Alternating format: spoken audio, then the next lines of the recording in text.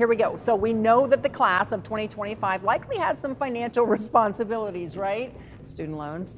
And scammers, well, they're eager to exploit those recent grads, but they're still inexperienced college graduates. Well, that's why BBB's Nicole Cordero is here to explain these grad scams and how folks can avoid them. So let's talk about some of the ways that scammers target college graduates specifically. Right, so one of the most common is fake student loan forgiveness. So you'll get a call or an email saying you qualify for lowered payments through some program. All you have to do is sign up with your information and pay a fee, and then you can get started with lower payments. Sounds great. It does sound great, but the problem is these companies usually don't follow through on their promises, or if it's not a real company, it's a scammer pretending to be a real company. And again, they'll steal your information and your money. It can lead to identity theft and a lot of issues. All right, so what are some things that graduates need to keep in mind so that they can avoid some of these scam situations? So for that, it's really good to understand your student loan setup, right? So you need to know what interest you owe, when do you need to start paying. In most cases, it's 6 months after you graduate. That's when you can start at least. So just know your specific terms and just take the time to understand what's going on. That way you can be protected from scams so that you can say that's a scam. That makes sense. Yeah.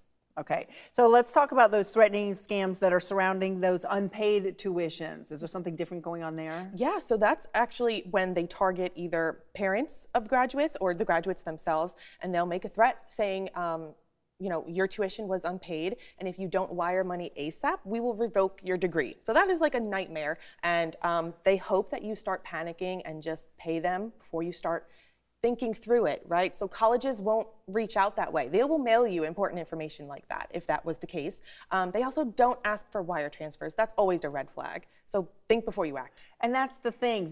Those scammers know what your emotions are going to do. Always. Like they know that you didn't pay. So that sounds legit. Right. All right. Makes sense. Yeah. And let's talk about some of those graduates who are out there job hunting for their very first career. They don't know what to expect. They don't know good from bad. Let's help them. So this is another big scam is job scams. It makes up 14% of all scams reported to BBB. So it's very common, and we need you to be aware, especially if you are a recent college grad.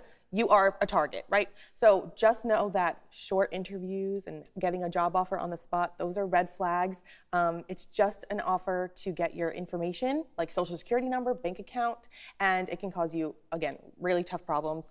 You can also lose money through it. You can actually see right now what people have reported with their experience with job scams. You can see how much money they've lost on bbb.org/scam tracker. And again, it's happening a lot. So there are a lot of things that you can read about, and it's happening. I feel like the theme for every single one of your appearances here is if it sounds too good to be true, it totally is. Absolutely.